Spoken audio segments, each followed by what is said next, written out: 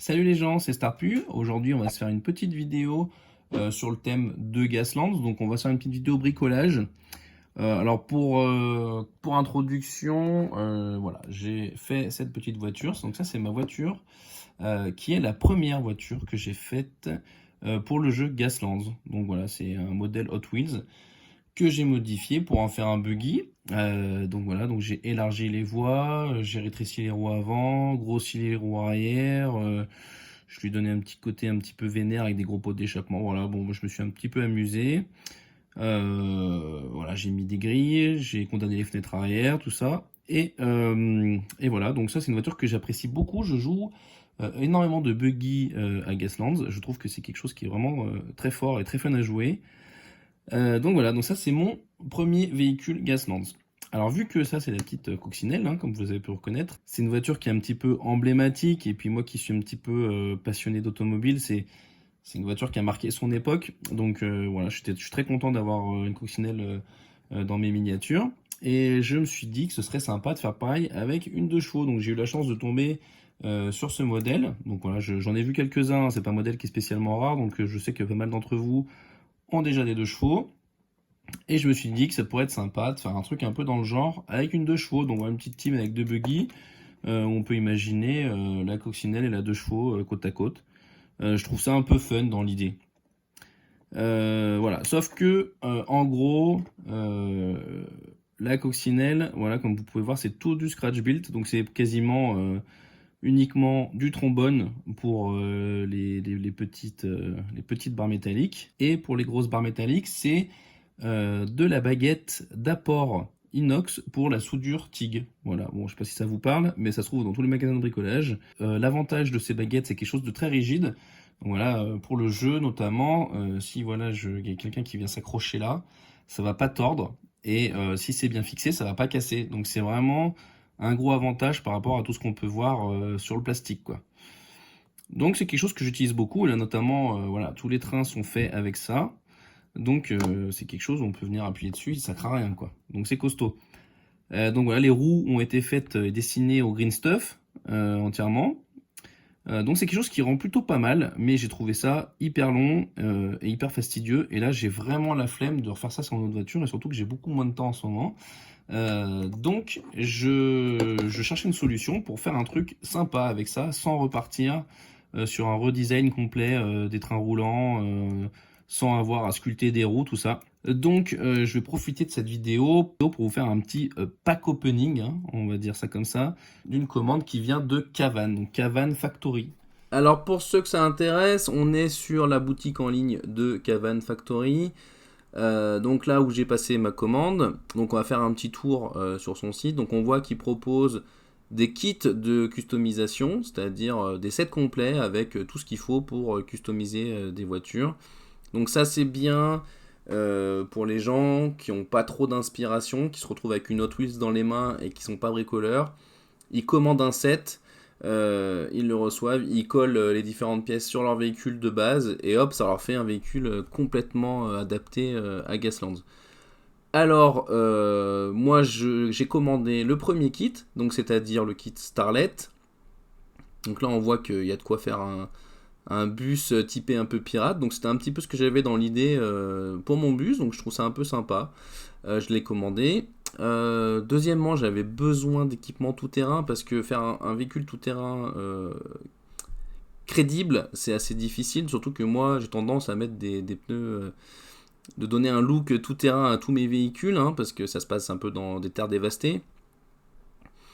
Donc moi ce qui m'intéressait grandement c'était les roues à crampons, donc là je suis en plein dedans. Et ce qui m'intéressait aussi beaucoup, c'était ces demi-trains amortisseurs.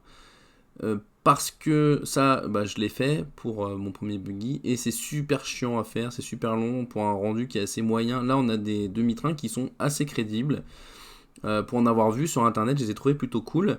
Donc j'ai commandé ça. Et enfin, j'ai commandé le kit wiring. Alors il y avait des moteurs, je trouve ça cool. Des pots d'échappement, c'est toujours sympa quand on n'a pas trop envie de se faire chier. Et des roues, voilà, moi j'avais besoin d'avoir des roues un peu sympas, donc celle-ci était différente. Donc j'ai commandé ça. Alors si vous voulez mon avis très personnel sur cette boutique, Eh ben déjà, on voit qu'il n'y a que 12 références. Pourquoi? Parce que on ne trouve des produits que sous forme de set. Et donc certes, les kits sont quand même très fournis, hein, on peut voir qu'il y a de quoi faire dedans. Par contre, moi qui voulais par exemple surtout des roues et des demi-trains, j'aurais aimé pouvoir acheter mes roues à part et mes demi-trains à part pour pas acheter un set complet à 15 balles. Même si au final quand on prend tout ce qu'il y a dedans, ça vaut peut-être les 15 balles. J'avoue que moi, ça m'a fait un peu mal de claquer aussi cher pour ce kit-là. Donc, surtout que moi, les ailerons, je les utiliserai sûrement pas. Les petites plaques non plus. Les pare-chocs, peut-être pas. Voilà. Bon, aussi, il y a les miniguns là qui ont l'air sympas. Mais voilà, en dehors de ça, j'ai l'impression qu'il y en a un bon tiers que j'utiliserai pas. Et j'ai cette impression-là sur à peu près tous les kits. Là, clairement, toute la partie haute m'intéresse bien. La partie basse, un peu moins. Et ici, pareil, j'aime bien les moteurs et les roues, et puis le reste, ben, ça m'intéresse pas trop. Donc au final, voilà, j'ai claqué avec les frais de port 50 balles. Donc quand on voit que la voiture de base est à 3 euros, et ben ça fait un peu mal au derche de claquer 50 balles pour du petit bits.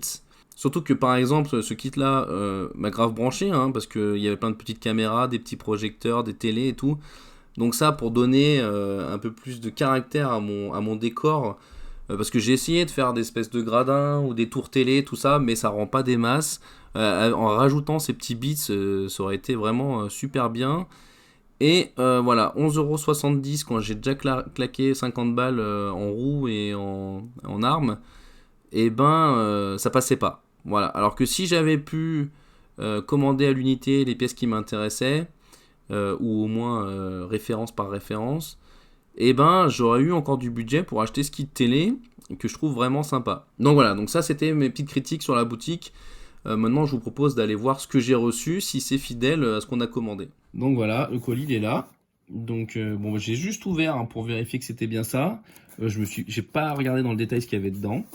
On va découvrir ensemble. Donc c'est quand même emballé de façon assez correcte, hein. C'est pas une enveloppe à bulles, c'est un petit colis rigide. C'est plutôt pas mal. Oh là là, il y a des choses là-dedans. Alors, dis donc, mais ces roues sont gigantesques. Ok.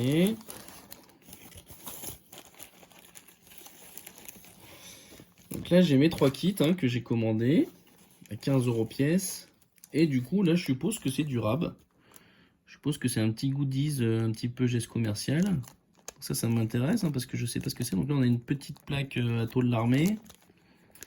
On a une petite espèce de petite planche en bois. Là, on a un petit... on a un petit pare-buffle qui est vraiment sympa, là.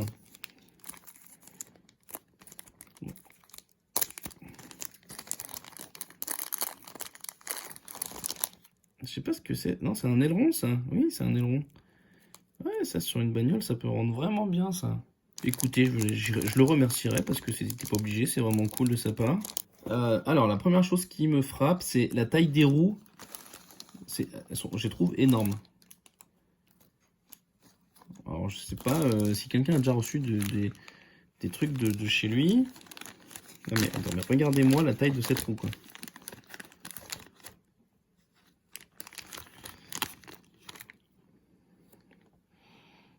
Regardez-moi la taille de cette roue. Allô, quoi. Donc, on va pas ouvrir tous les kits et éplucher le contenu. On va ouvrir que ce kit. Donc ça, c'est le kit que j'ai acheté dans l'optique de faire mon buggy. Voilà, c'est un kit grosso modo tout terrain. Il n'y a pas trop de doute là-dessus. Et je vous propose qu'on découvre tout de suite ce qu'il y a dedans.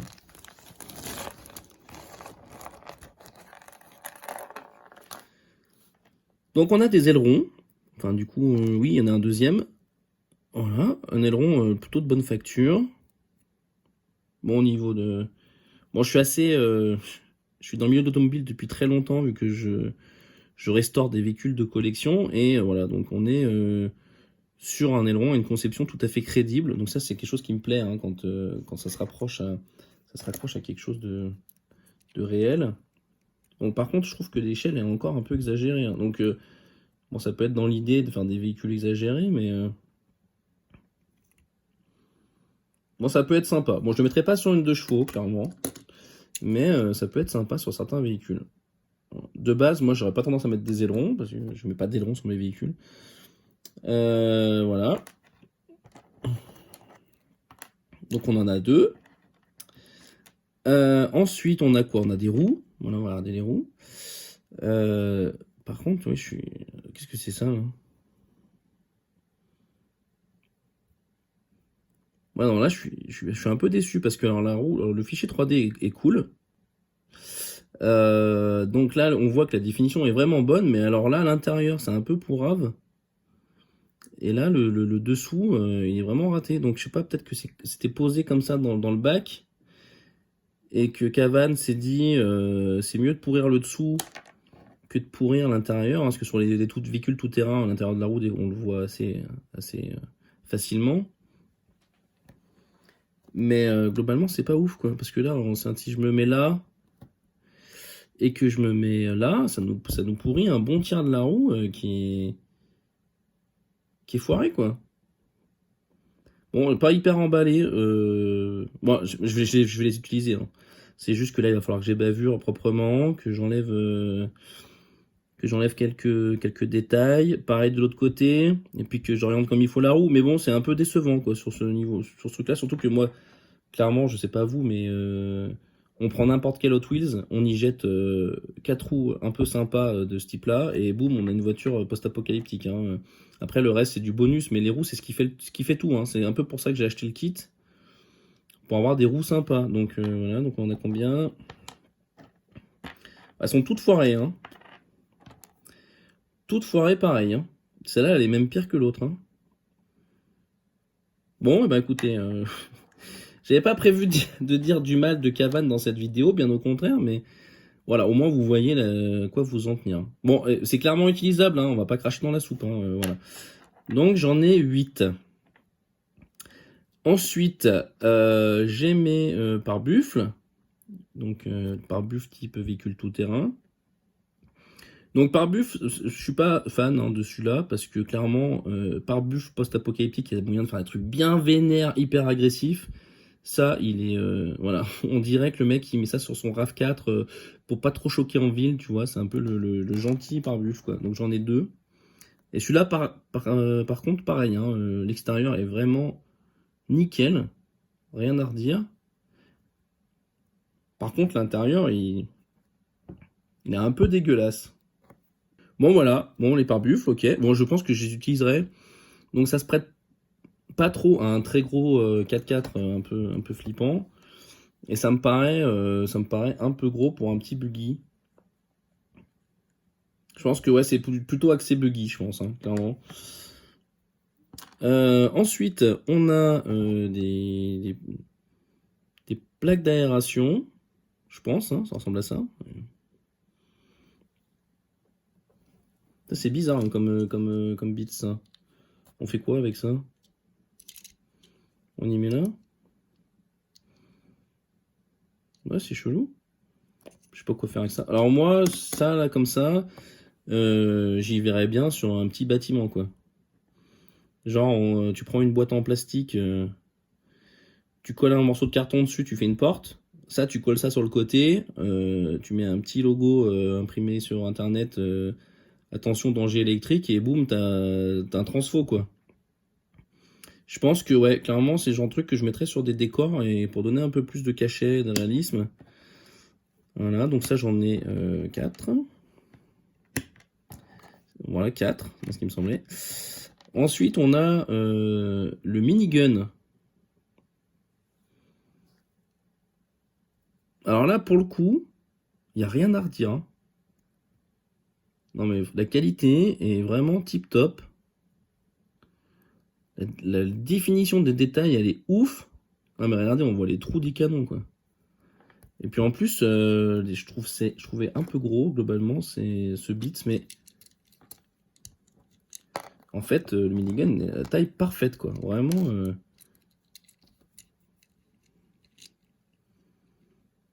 Vraiment super emballé par ce truc, hein. Franchement, grande réussite, hein. Félicitations à Cavan pour ce truc-là. Je sais pas si c'est lui qui fait les fichiers ou s'il les achète.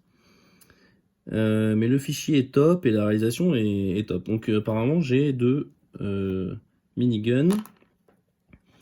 Ensuite, rampe de phare. Donc ça c'est top, hein. Malheureusement mon pick-up est déjà fini. Je pense que sinon j'aurais pu aisément le mettre sur mon pick-up qui est fini. Mais je vais les utiliser, il n'y a pas de problème. Donc là il n'y a pas de doute, hein, on voit tout de suite au premier coup d'œil que c'est une rampe de phare qui va sur le toit d'un tout-terrain. Et du coup, c'est le genre de truc qui est assez pénible à faire en scratch build. Donc on peut faire des trucs, mais bon, ça rend pas tout le temps hyper bien. Là, on a vraiment une valeur ajoutée à prendre du bits imprimé en 3D. Et ça apporte énormément sur un véhicule, quoi. Ce genre de truc vraiment qui justifie l'achat de ce genre de truc, quoi. Bon, donc j'en ai 2. Ça, c'est très bien, très content. Très content de ça. Je sais pas si vous avez l'intérêt ou pas, mais voilà. On a ça. Alors ça, je sais pas ce que c'est. C'est des plaques perforées. Donc moi, ce qui me dérange avec ce genre de truc, c'est que tu prends une voiture comme ça. Tu dis, je suis pas bricoleur, je vais coller du bits. Je colle une tôle là. Voilà. Enfin, genre pas de tôle de renfort. Donc soit le mec est hyper nul et il a pris une tôle toute défoncée, toute perforée pour renforcer sa voiture. Et bon, il n'est pas très malin d'avoir pris une tôle toute trouée. Ou soit, il avait pressenti que tout le monde allait tirer pile poil dans cette portière, et tout le monde tire dedans. Enfin, je trouve que ça pose un problème de réalisme, ce genre d'ajout. Ah, aussi, sinon, on peut le mettre à l'arrière, comme ça, là. On met les deux à l'arrière. Et on se dit que c'est un espèce de bouclier qui protège des participants qui tirent depuis l'arrière. Ce qui justifierait pourquoi il y a des balles que sur cette zone-là. Bon, pourquoi pas. On peut voir ça comme ça. Bon, après, c'est ce que je vous disais. Hein. Franchement, un morceau carré en plastique avec des trous dedans, c'est le genre de truc... pourquoi l'imprimer, quoi? La résine, ça coûte cher. L'impression de la résine, ça coûte cher. Il n'y a aucun intérêt à imprimer ce genre de truc. Hein. Bon, soit, je pense que c'est pas ce qui représente tout le prix. Alors, on a ensuite des pots d'échappement. Bon, je suppose que c'est des pots d'échappement. Il n'y a pas trop de doute là-dessus. Et a priori, ils vont par paire. Donc c'est lequel? C'est celui-là. Voilà. Donc là, on a un à droite et un à gauche. Voilà. Ou peut-être un gauche et un droite, je sais pas dans quel sens ils vont. J'ai tendance à les mettre comme ça. Bon, alors, moi je vais parler encore avec mon côté puriste. Pourquoi il y en a des petits et des gros? Enfin, il n'y a pas des gros cylindres et des petits cylindres sur un moteur, ils font tous la même taille. Donc favoriser l'éjection de gaz plus sur un cylindre, ça va faire un moteur qui tourne pas très rond. Mais bon, ça c'est un détail. Par contre, ce qui me gêne un peu plus, c'est qu'il n'y en a que 3. Ça veut dire que si on en met 2 sur une américaine, ça fait un V6. Donc autant de dire qu'un américain ou un mec qui roule en américaine qui se pointe à une course à la mort en V6, il a un peu la honte. Hein, parce que voilà, si t'as pas un V8, t'es pas un vrai homme aux États-Unis.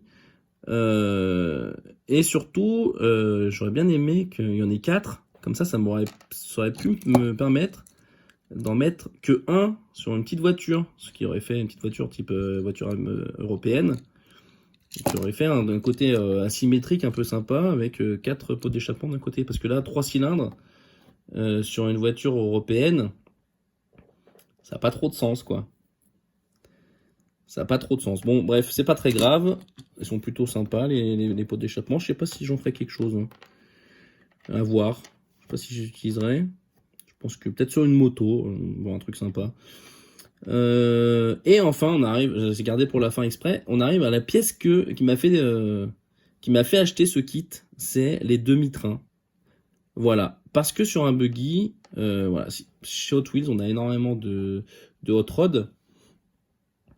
Et ce qui fait la grosse différence visuellement entre un hot rod et un buggy, c'est la garde au sol à l'arrière.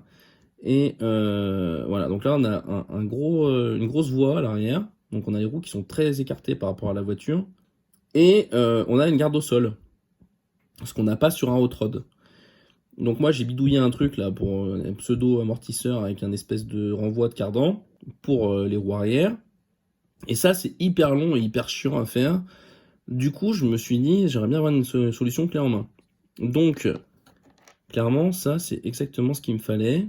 Et ça va être bonnard pour transformer ma 2 chevaux en buggy. Donc voilà, l'idée c'est de faire sauter les ailes arrière et de venir coller ça dedans. Et du coup, notre voiture, elle prend quelques centimètres en largeur de voie à l'arrière et quelques centimètres en garde au sol à l'arrière. Donc c'est exactement ce qu'il nous faut. Par contre, ça me paraît vraiment énorme. Bon, je vais faire sauter. Je vais faire sauter les ailes. Et bon, globalement, ça va faire large, quoi. Hein. Bon, bah, à voir, je sais pas.